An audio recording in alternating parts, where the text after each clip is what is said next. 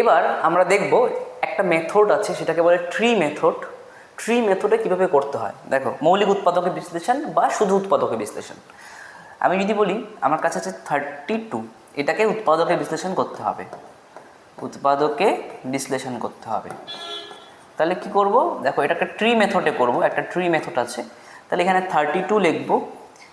এইভাবে করছিলাম দেখো, এইরকম করে ভাঙাচ্ছিলাম আমরা। 2 দিয়ে কত আসলো, 2 অক্ষে 2, বিয়োগ করলে 1, তাহলে 6 2 12।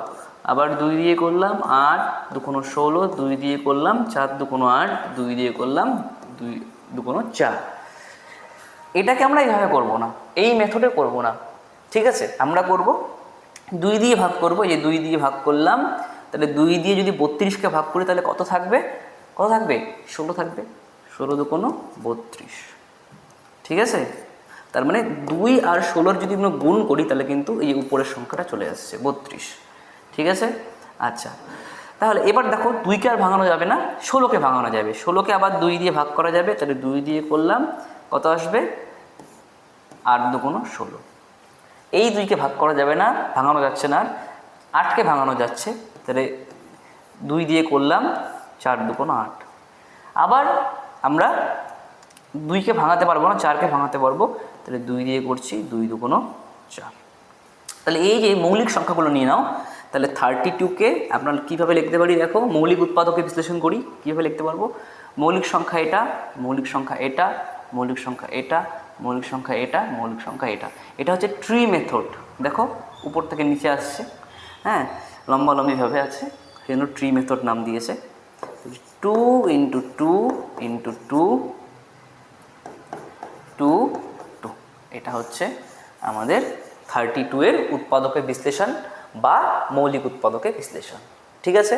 আচ্ছা, এবার আমরা আসব একটু, এইরকম কোশ্চেন বলেছে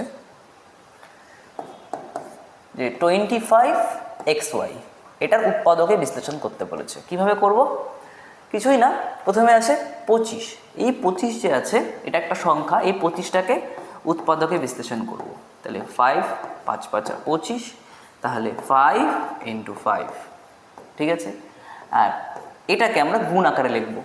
তাহলে এক্স ওয়াইকে আমরা এক্স × ওয়াই আকারে লিখতে পারি, কারণ এক্স ওয়াইকে ভাঙানো যাচ্ছে, শুধু এক্স লিখতে পারবো আর শুধু ওয়াই লিখতে পারবো। তাহলে এদের যদি গুণ করি, এদের দুজনকে, তাহলে আমরা কী পাবো, এক্স ওয়াই, ঠিক আছে?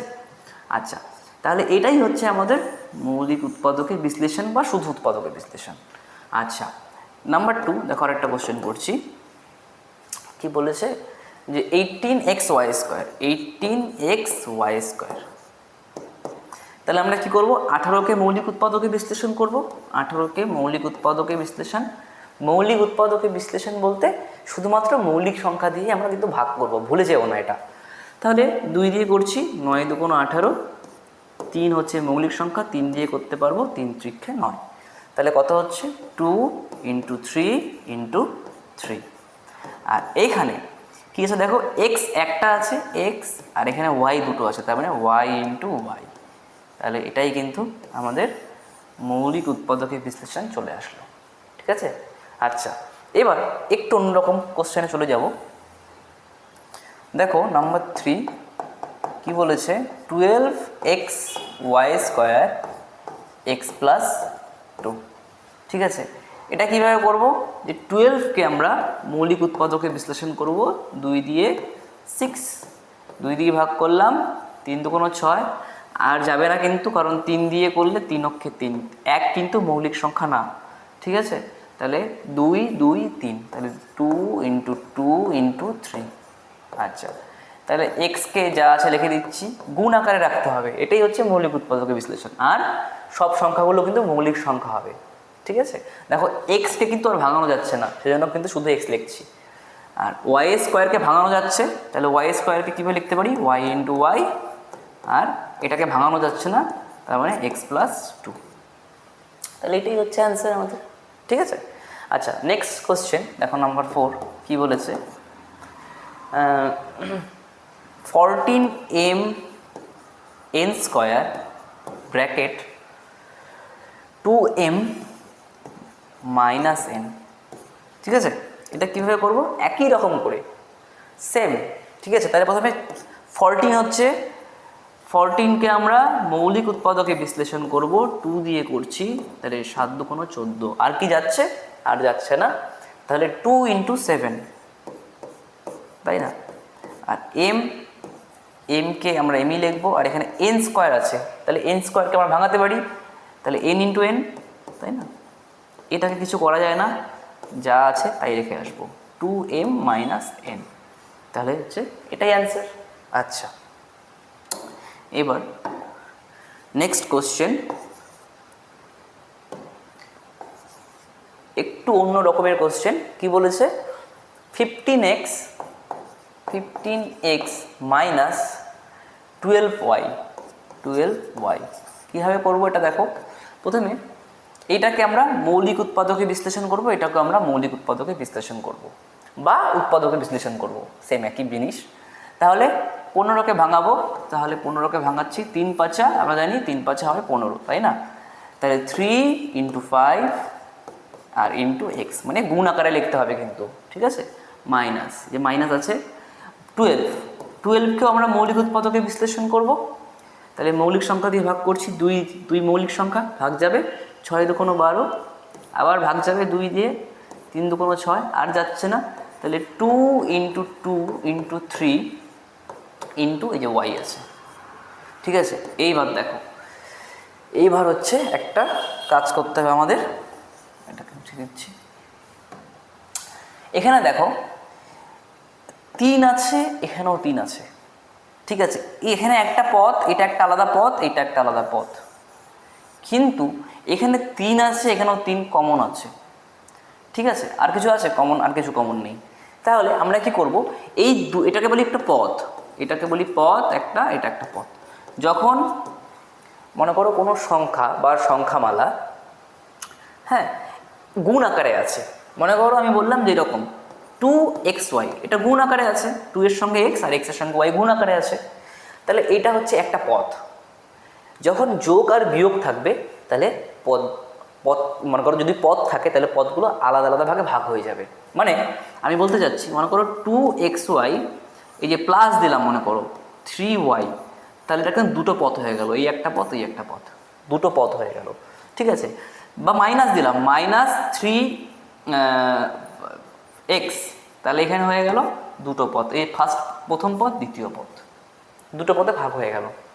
যখন গুণ আকারে থাকবে বা ভাগ আকারে থাকবে, তখন একটাই পথ। যখন যোগ আর বিয়োগ থাকবে, তখন কিন্তু আলাদা আলাদা পদে ভাগ হয়ে যাবে।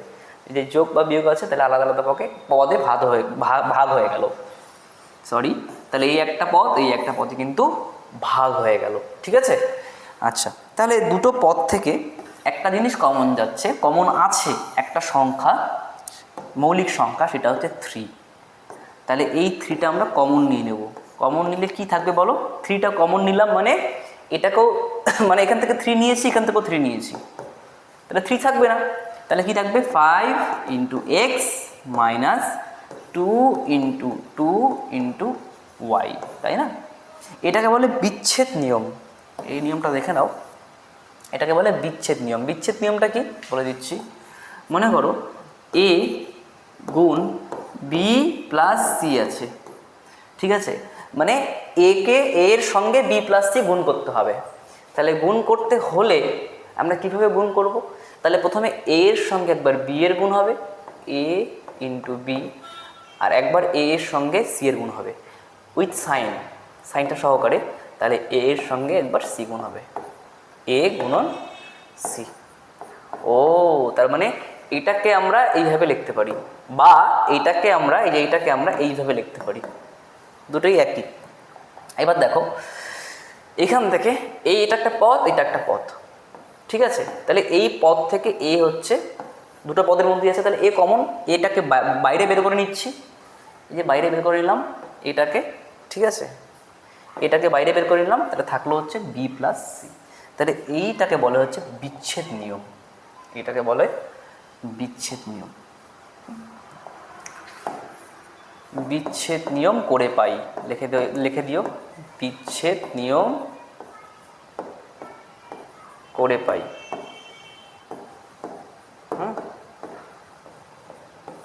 আচ্ছা, তাহলে এখান থেকে গুণ করে দেবো 3 গুণ, তার মানে এটা 5x, 5-এর সঙ্গে x থেকে গুণ করলে হবে 5x, এই গুণটাকে সরিয়ে দিলাম, মানে এখানে ব্র্যাকেট দেওয়া মানেই গুণ, আর আলাদা করে গুণ লেখার কোনো দরকার নেই। তাহলে 2 2 4, 4, 4-এর সঙ্গে y এর গুণ আছে, তার মানে 4y। তাহলে এটাই হচ্ছে অ্যান্সার। ঠিক আছে, চলো আরেকটা এরকম কোশ্চেন করি, তাহলে কনসেপ্ট আর একটু ক্লিয়ার হবে। হ্যাঁ, আচ্ছা,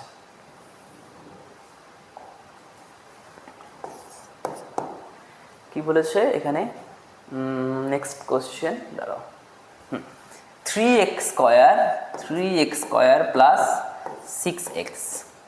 ঠিক আছে, দেখো এবার আমরা কি করব, যে এটাকে মৌলিক উৎপাদকে ভাঙাবো, এটাকে মৌলিক উৎপাদকে ভাঙাবো। তাহলে এটাকে লিখতে পারি 3 তো মৌলিক সংখ্যাই, কিন্তু x স্কোয়ারকে তো ভাঙানো যায়, তাহলে x ইন্টু x লিখতে পারি আমরা। ঠিক আছে, আর 6কে আমরা ভাঙাতে পারি, প্লাস 6কে কি লিখতে পারি মৌলিক উৎপাদকে 3 ইন্টু 2, তাই না, 3 ইন্টু 2 অথবা 2 ইন্টু 3 সেম ব্যাপার, ইন্টু এক্স আছে। এইবার দেখো এই যে একটা পদ, এই যে একটা পদ, এই পদ থেকে কি আমাদের কমন যাচ্ছে, মানে কি কমন আছে, দুটো পদের মধ্যেই আছে, কি কমন আছে দেখো, 3 আছে, 3 আছে, এক্স আছে একটা, এখানে একটা এক্স আছে। ও, তাহলে 3 আর এক্সকে আমরা বের করে নেব, তাহলে 3 ইন্টু এক্সকে আমরা বের করে নিলাম, তাহলে থাকলো কত, এখান থেকে থাকলো আরেকটা এক্স, প্লাস আর এখান থেকে থাকলো 2, তাই তো। তাই দেখো গুণ করে দিই, 3 এর সঙ্গে এক্সের গুণ করলে হবে 3x, আর পরে থাকলো হচ্ছে x প্লাস 2। ওকে, এটাই হচ্ছে অ্যান্সার। Thank you.